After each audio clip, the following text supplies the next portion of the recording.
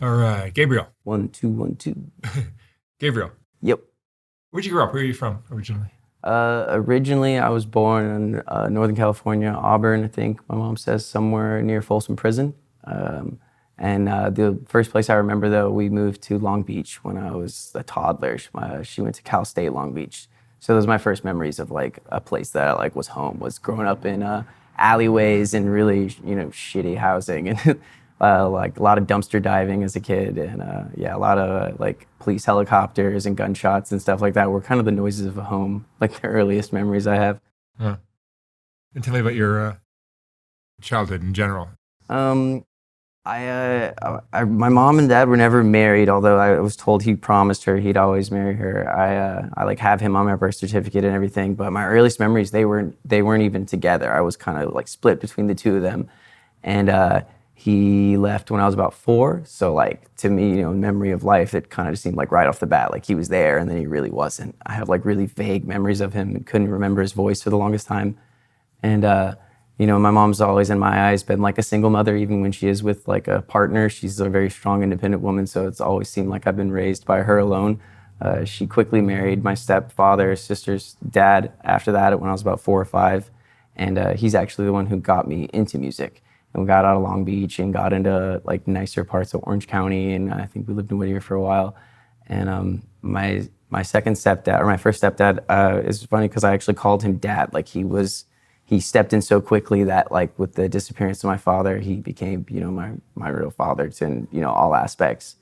And for all like these ways that I loved him and I thought he was a really great guy, he had a real serious like anger problem and abused steroids, I believed, and was a brilliant musician. It was quite like this weird dichotomy of like a musclehead, meathead type guy, but he grew up in the 50s in LA and was a surfer and a musician and had like met Janis Joplin at the Roxy or something like that when he was 15 in the 60s.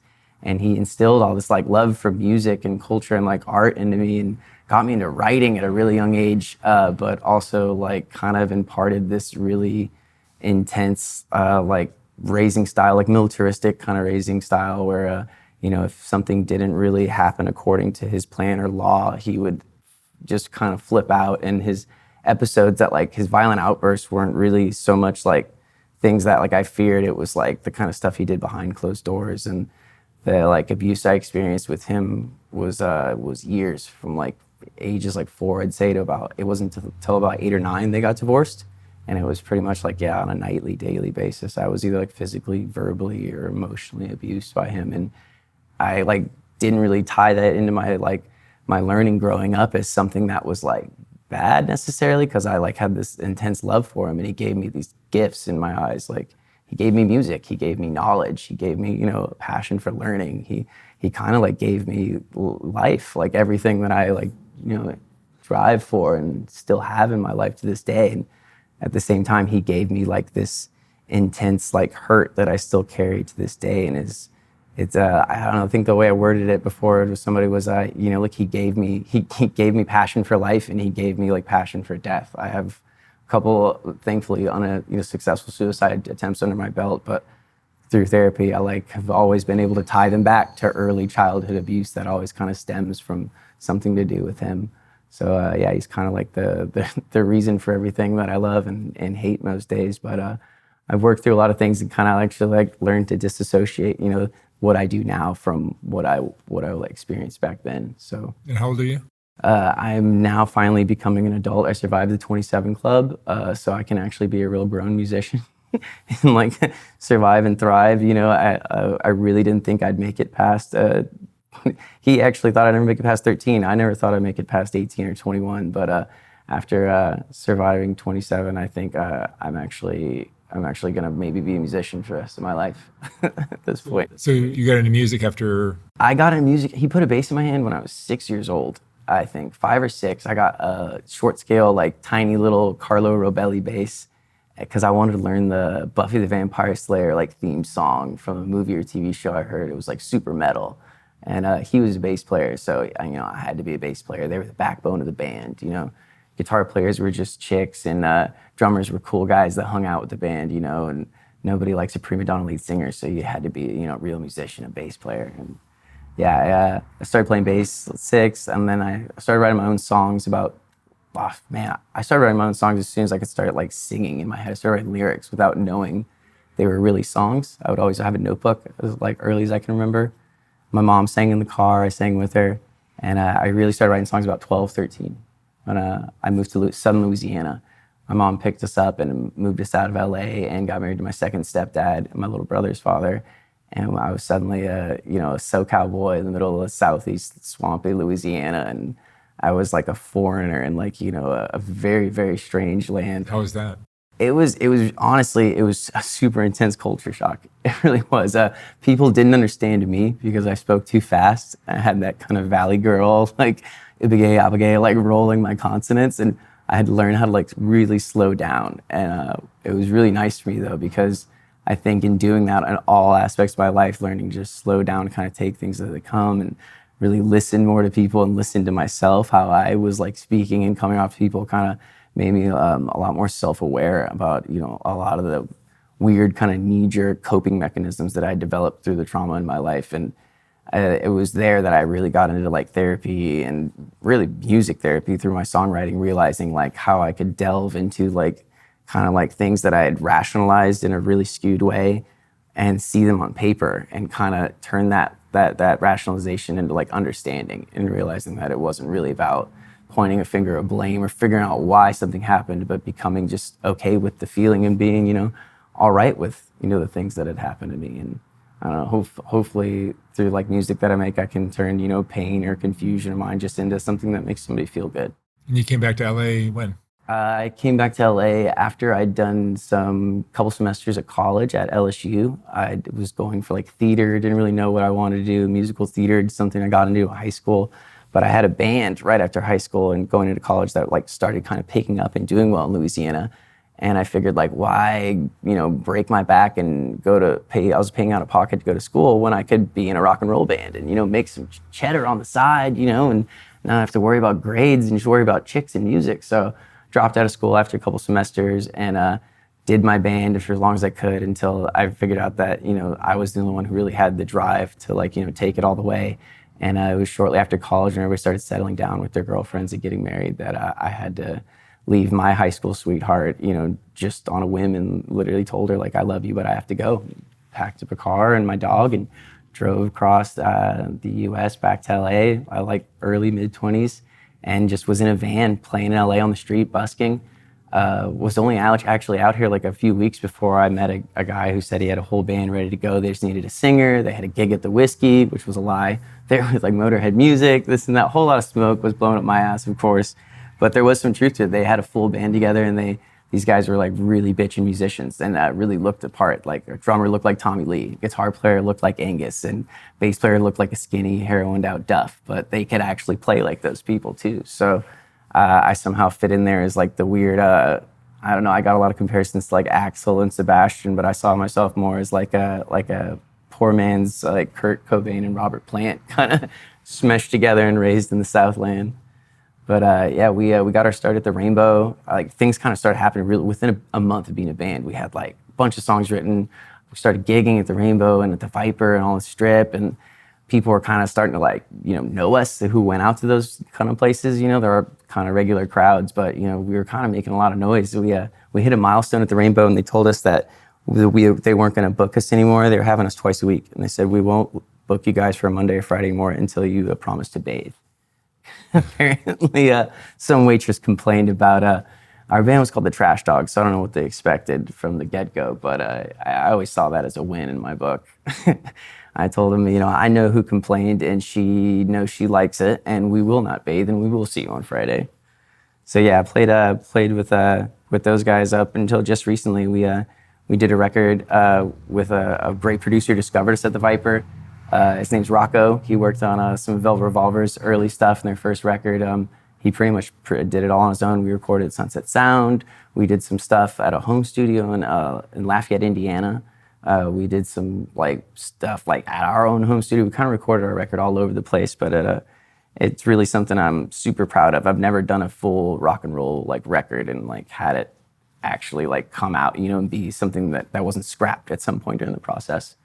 And while simultaneously doing this, I somehow in this rock and roll band met my future, like, fiance and, one of the greatest loves. I never thought I'd have another serious thing after a high school sweetheart, that I was with for so long. I met one of the loves of my life at the Rainbow. She was underage and sneaking in, and I liked the way my band played, and she wrote some songs too. And me and PK ended up starting this band called the Soundflowers. And while my rock and roll band was kind of doing their thing on the Strip, me and her were doing more of a kind of like, I would say, major route. We got signed by Lava Records, which was through Republic Records. They had like just signed Green Day or Drake or something like that and tried to dangle that in front of us. I think Jack Johnson maybe. And they're, trying to dangle this golden carrot in front of us, and we took no signing bonuses or anything, so we could own the rights to our music and have complete control. And we got to choose our producer, which oddly enough, we ended up working with one of Kanye West's producers. His name is Mike Malikoff. And we did a really great EP that I'm super, super proud of. A 5-song EP that's, all just heart and soul that me and her poured into it. Pretty much, it's all like our broken, shattered, like little bits of our lives that we kind of strung together in this little menagerie that I'm really, really like grateful that I got to make. And it's, for some reason, I had all these great things going for me. I felt like I had like lost so much and gained so much and come to like a point in my life where I was kind of okay with all the things that, that I'd been through. And I was engaged, and like we were planning on having kids and all this. And my band, we like showed our record to, some people around. Duff McKagan actually heard it and was like, told Rocco, our producer, like, great, a fucking real rock and roll band, and all these great plans. And it was, I don't know, funny that like when COVID came around and started happening, it kind of just seemed like my personal life kind of started eroding with the world. I let so many things that I felt like I had a grip on just like come back and erode my life. Like I've always kind of like danced with opiate addiction, and for once it finally actually took like a grip and a hold of me like I'd never known before. I'd seen friends become junkies, but I had finally become like that person who, I couldn't even trust myself alone in a room with a drug, I didn't think. And I let it ruin my relationship. My partner was getting clean and sober and sober living. She'd already gone through rehab. We'd already been through rehab together. I was in rehab like for a second time, and the day I got out, I went to a truck stop and like bought an 8-ball and a needle. And I can't even like really truly say why. Like, it almost feels like I chose to kind of like to destroy almost everything that I had going for me. It felt right. I think that sadly enough, it ties back to the same shit that I've always, kind of felt. Goes back to this childhood feeling that I've known since like my first like days of abuse. Is just like, if something doesn't hurt, it doesn't feel right to me. It doesn't feel like love. It doesn't feel like home. It doesn't feel like what I've known. So I strive for that, or I seek it out, or I make it hurt, And I think piece by piece, I kind of dismantled this nice life I'd built up for myself. Do you blame COVID, or do you blame I think COVID literally, of course, it's me and, and all the things that go into that. But no, I think COVID was just the perfect setting for it. I think it was like kind of the, the excuse for it. Yeah. Like the world was falling apart, so why not have my life fall apart? It kind of just, I think it was just like, it opened the door. It created a setting in which it could easily happen. Because if before, things were going bad, I could bury myself in work. I could plan another tour or, start a music project, and it seemed like everything just kind of paused. And like all we had to do was kind of take a look at ourselves. And I was with a partner who took a look at herself and wanted to better herself for, her life and for me. She wanted to be a better her, be a good wife for me one day and a mother to our children. And I unfortunately took a look at myself and decided that, I still hated myself and wanted to, not only continue to be miserable, but to almost, I don't know, I think it's like that thing they talk about in AA, like if you don't hit rock bottom, you just keep digging until you find that, until you hit that hard, that hard, cold, I don't want to say pay dirt, but it's pay rock, I hadn't found myself truly between a rock and a hard place. And unfortunately, I think these days I'm pretty much just living there and learning to cope with it. I've been on the streets now for like over about a year. I've been homeless before off and on, but I've been like on the street, like with or without a tent, various levels of, like currently today, don't have a tent, sold my tent this morning. So I think it's as homeless as it gets. I don't know if I have a tarp even when I get back to where I've been staying. But I don't know. There's something comforting in it where I feel like I can kind of actually honestly rebuild and truly like not take a look at myself, because I've always had to do that, unfortunately every day. But I think with my music, with my life, with everything here, like I feel like I've stripped everything away. I've stripped everything away I can kind of guard myself with and kind of build myself up with, and now it's just me. I don't even have a guitar anymore. Guitar got stolen out of my tent. I really just have like just me and the truth, and me and the blank page every day, and it's daunting. I was talking with Ian, who is a great musician who really like gives me a lot of inspiration and is the whole reason I'm doing this with you now. I was talking with him the other day and saying how it really, like, music, like songwriting has kind of always been my salvation, and I feel like now it's lately at least it's been like this heavy weight and like a bummer. It sucks not creating without my partner anymore, without my without the love of my life that I've had, and it's just this thing that almost like is daunting and scary and hurts. And for some reason, I feel like that's better. I feel like that's the best way for me to create these days, is to get to an honest, like, truthful place. Is like I've been saying, like, it's got to hurt. I've got to just like, dig through the pain and find something, and find my way out, find me in all of it, and find like the true me, like, because I feel like I can't dance around it. I can't hide behind anything more.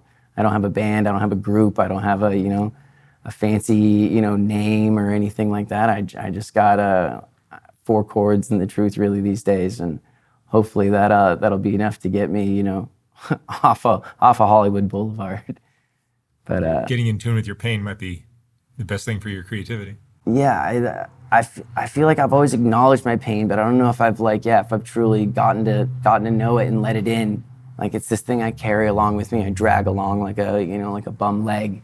I don't know if it's something that I've truly, like, kind of like, I don't know how to see it like weirdly, but like gotten intimate with and like been totally open with, and been vulnerable with it. It's like, feeling pain is a vulnerable thing in itself, but I don't think I've been vulnerable with my own pain. I think I use it like a shield and like armor a lot. And so, yeah, that's something you can't really do on the street. You can't really, there's no faking out here. There's no fronting it like that. That's something that, you get exposed really fast. So it's having to be like brutally honest with myself and truly with everybody that I meet nowadays it's been really cathartic, and it's been really eye-opening. I grew up poor and thought I knew, how the other half lived, and have lived, some pretty wealthy parts of LA. And now that I've been in some of the worst, I really feel like I have a greater appreciation for like the life that I lived, growing up. And even though I like, my earliest days were in shitty, apartments in Long Beach, like I would kill for that dumpster diving, back alley nowadays. So it really puts a lot of things in perspective. And I'm just really grateful to still be one of the ones who's alive and still out here, because there's countless people that I can name who aren't. And survivor's guilt and all that aside, I think just gratitude is a big thing that I forget about in working any type of program. Having gratitude for the little things and the big things too. What is your drug now? My drug of choice now, other than self-loathing, which it's always been, is mainly any opiate, anything that can numb me. So that probably, because you're in the streets, means fentanyl. Yeah, well, yeah. I was told it was heroin. Starting off, it felt like a comforting thing, to like a drug that everybody knew about. But yeah, these days it's these crazy, scary, like, pretty much like, I remember back in the day when you go to festivals, there was like these research chemical drugs that were going around that were like acid but weren't. And I feel like dope is like that now. Like, opiates are these weird chemical research drugs you know nothing about and can barely. I went to detox once and they told me like, oh yeah, you're not on heroin, you're on carfentanyl and fentanyl and a little bit of heroin. I was like, what's this carfentanyl stuff? Is it for cars? Why is it in my body? And it's it's a pretty scary place to be. But honestly, like until like I'm ready to like I said, like fully address like real pain issues, I don't know, I'm gonna have to like live with the day-to-day consequences of living like this. Me and my buddy Ian have talked a lot recently though about getting back into programs, and he was doing detox recently, and for once I actually like have a little bit of hope like going for me in that era. I've never wanted to think about the future and make plans. I try to stay in the now day to day, but I'm actually not staying in the now day to day. I'm, trying to stay in that blank space, in between breaths and nods. I'm not actually trying to be present every day. So, for once, I'm actually kind of hopeful and kind of like optimistic. I think maybe is honestly the word that there could be a day soon where I can just live with my pain, even though I have a lot of physical trauma and emotional trauma that I would have to just deal with raw. I think like I'm honestly getting to a place where I'm not scared of it anymore. I don't know if there's strength or being able to do it really has anything to do with it. I think it's just fear really has always kept me from taking an honest go at it. Were drugs always something you played around with, or? I think so. Growing up, like I remember being in school and like doing this thing with my eyes where I'd push on them because I was bored in class and not stimulated enough, and it would make me go blind. Like it would kind of get the snowy, fuzzy vision thing. It was the crazy thing, but I realized like I was really tuning out and getting like fucked up. Like even in grade school, before I even knew what drugs were, I was finding ways to kind of change my perception and alter my reality. So yeah, I abused like Tylenol PM when I was in grade school too, because it had like an adverse speed like amphetamine reaction to me. I remember being at a super young age, like really bad, like I was taking like half bottles at night, and girlfriends were worried about me because I'd be on like 3-day benders and not sleeping at like age 10. But yeah, I think I've always in some way kind of like sought for something to change the way, I feel, because my natural state is, and it more so than just that pain, like it's what sits on top of it. Like I can address it now and say pain, but for the longest time I thought it was anger. I always felt like this angry, like mad person, even though I wouldn't show it. My father's Hawaiian, and I feel like that half of me has always kind of been able to remain cool and really calm on the surface. Like even right now, I'm panicking and freaking out, but I'm not really fidgeting too much. I think it's sitting here. But I think that demeanor that I've always had on the surface has masked this like inner fire that I've always felt and had, and it's almost like rage that has come from some abuse that I've had. But it's only been recently that I can truly like unmask that and honestly look at what that is, because I really am not like an angry person. It's just pain kind of disguising itself and coming out in different ways. And honestly, that's the scariest thing to me, is like admitting that. But anger can be it's channeled as definitely fuel. Yeah, and it's definitely an outlet that I've like not like to let it come out as, because I don't want to see myself that way. I don't want people to see me that. I don't want to be that. It makes me feel like the men I've been raised by. And in the past, like when that has happened, yeah, it definitely is like an outlet that I feel like, it's almost like drugs. It gets a whole lot out of you at once, it can be very cathartic, but in the end, like it doesn't really get me anywhere, I found, it kind of leaves me back in the same place where I started, if not worse, Yeah. How are you surviving on the streets now? I busk when I can. I honestly have an electric guitar right now that I'm trying to get an amp for. My acoustic guitar was stolen. But like honestly, just do what anybody else does. Like make a sign, fly sign, panhandle. Do a little three card shuffle, little shell games. Is this degrading for you, given where you were 5 years ago? Yes, I would say at first, maybe when I first came out here, it was the first time I noticed somebody like looking through me. That was really hard to take. I asked somebody like what time it was, and this guy was a foot from me, and he like looked towards me, but it was like this disassociated blank, like 1,000-yard stare. And I repeated myself like, "Sir, do you know what time it is, please?" And he really I didn't exist in his world. I didn't. He couldn't, he just couldn't even acknowledge me, not even with a word or a look even. And I've seen the look 1,000 times now, and that's a hard thing it was a hard pill to swallow, coming from like paparazzi screaming my name and fans like crying when they met me to, somebody literally like putting me in the blank space of their vision. But it's kind of comforting in a way, honestly, truthfully, that to come from all that crazy hecticness to kind of feel like, I'm on the street every day now, and almost to feel like I'm hidden kind of in plain sight is nice. And to feel like invisible in some ways, it hurts a lot. And in a lot of ways, like just because of where I come from, it's a nice feeling for me though. So what emotion does it turn out that you're dealing with most? Is it depression, or is it anger, or is it? These days, really, yeah, it's kind of like just the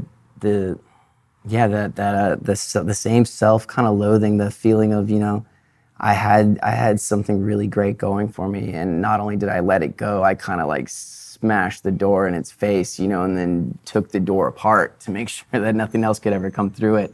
And it's just learning to like kind of accept that and get over just kind of get over like forgive myself really for things that I've done, and kind of get the will to get back up again and to do what I know I've always been like put on this earth and meant to do, which is create so other people can feel less alone and feel better about going through the same things that I've been going through, to help me better relate and understand with people. And I think at the same time, from what I've heard from some fans, it helps them better relate with themselves and also understand, me and people they meet with the same kind of, I don't want to say like illness, but like this, I feel like anybody who's moved by music has this same kind of little DNA code and bit soul that we all share, which is, you feel things sometimes a little, that teenage girl never really dies in you. You're always a little bit maybe too emotional or too dramatic, or, Are you self-destructive? Oh, always. Even right now, I had this beautiful rose that I've like torn to shreds and is at my feet. Just by nature, I think. My mother was a heroin addict and got sober when I was born, and she always like told me stories about how she was. I never really saw it firsthand. She started drinking when I was a teenager and quickly like eroded her life and got like, into AA immediately, crashed a few cars and DUIs and stuff.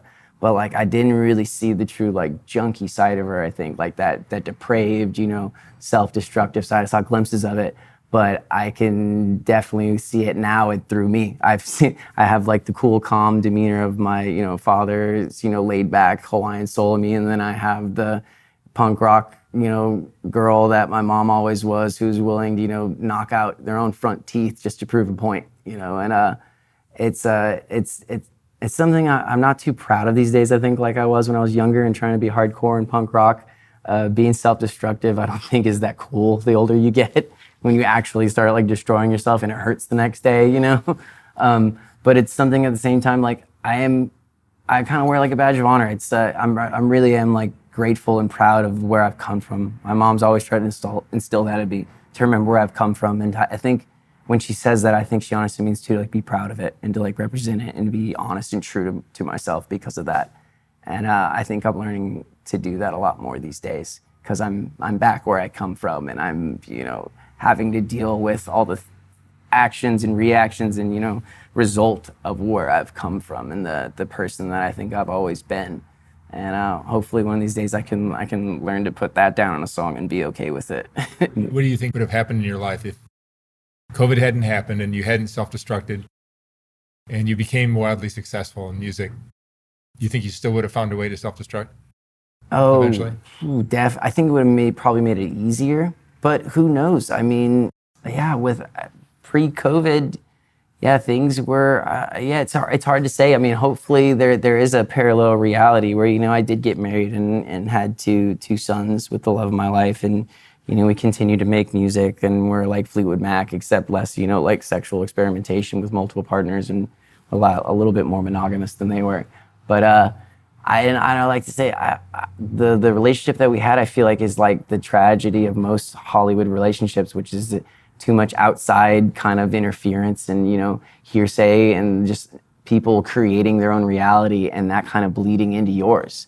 We always tried to, like, from the start, like, tried to shield ourselves from that. But unfortunately, it crept in, and in the end was kind of the death of both of us. It was the outside world and, the lies that kind of stem up, and not like viciously, just like naturally, people not understanding and, creating their own version of things. And that kind of almost, like influencing both of our hearts and minds and kind of poisoning the well, so to speak. And I think maybe it was doomed from the start. We were star-crossed lovers who were, tragic from the get-go. But I like to believe there's a galaxy far, far away or somewhere out there where it worked out. And I'm a good father somewhere. So you have 2 kids. No, unfortunately, that was the plan. We did the whole 9, picked out baby names and everything. We were planning the wedding. You never had the kids? No, never had the kids. Knock on some type of wood. No, I have a dog. I have a fur baby, Fred, who's the trash dog's namesake. Other than that, I raised my siblings, and that kind of feels like a nice little fatherhood badge. My little brother is like 13 years younger than me. My sister is 5 years younger than me, and I was making her breakfast and brushing her hair, like, but before I was even double digits, So I feel a little gratified and satisfied that I have like two little people that have like a big chunk of me in them, and they're a lot better than I could ever hope to be, smarter and wiser and funnier and just, kind of like the best parts. They'll tell you it's the worst parts, all their shortcomings are my fault. But so yeah, I don't feel like I've missed out too much in not having kids. I definitely feel like I missed out on, the love of my life, but I also got to experience the love of my life, so maybe I didn't actually miss out on anything. What do you worry about now? What do I worry about now? What are you afraid of? Rain getting into my tent or tarp. No, but like more on a more serious level. No, what are you afraid of?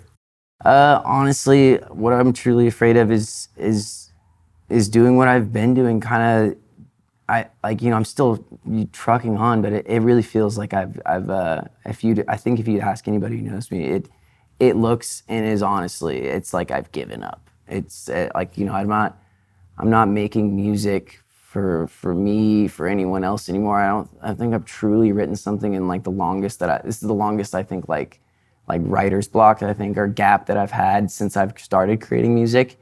And I don't know. I feel like I'm looking for something to kind of, spur me back into falling in love with music again. I'm always going to love it, but I feel like it's that sad thing happens in relationships when you're not in love with your lover anymore.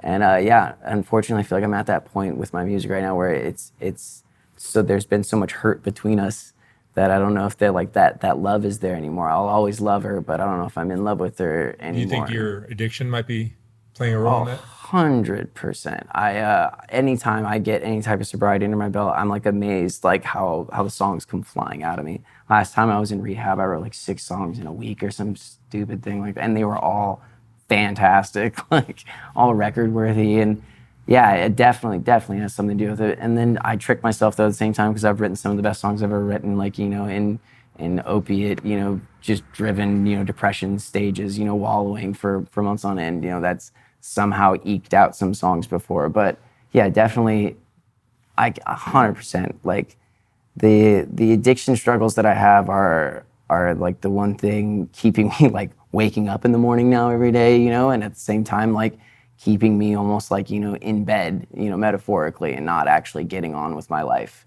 and moving forward and doing anything. And it's really just I don't think I'm looking for a person, place, or thing. It's it's hard to say what that spark is musically, what inspires you, but I think that's what it is. I'm looking for like that great flash and spark and flash in the sky that's gonna, make me just want it again, feel it again. I don't know what the actual word or emotion is. It's just, like I said, that love. It's mostly hurt and, pain and fear and, a whole lot of life that's come from it, and I feel like has just like died from it. Like I built up a whole life and then just tore it all down, and now I'm at this place where it's like, do I really just start over and build up something, erect another structure just to tear it down again, or do I do this for real, or what is actually for real building a life these days? Is it worth it? Before passing 27, I was just like, screw it. I'll just do as much as I can, write as many great songs as I can, and just fucking go out at 27 and let it be set in stone. I was just one of those. That'll be easy. And now I'm unfortunately like tasked with the struggle of leading a life, living a life, building a life, possibly, probably on my own and for myself for once. And that's the scariest thing I think I've ever been posed with.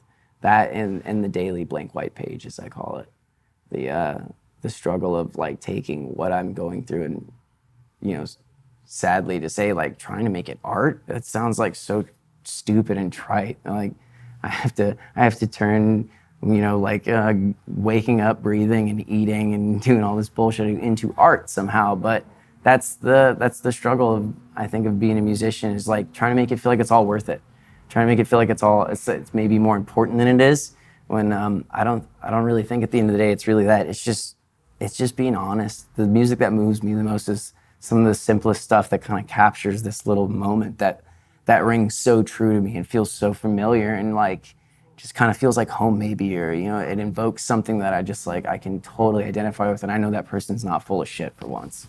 I only hope I can do that for a moment in my music. All right. Thank you so much for sharing your story, and Thank you wish you for the best of having luck me. out there, man.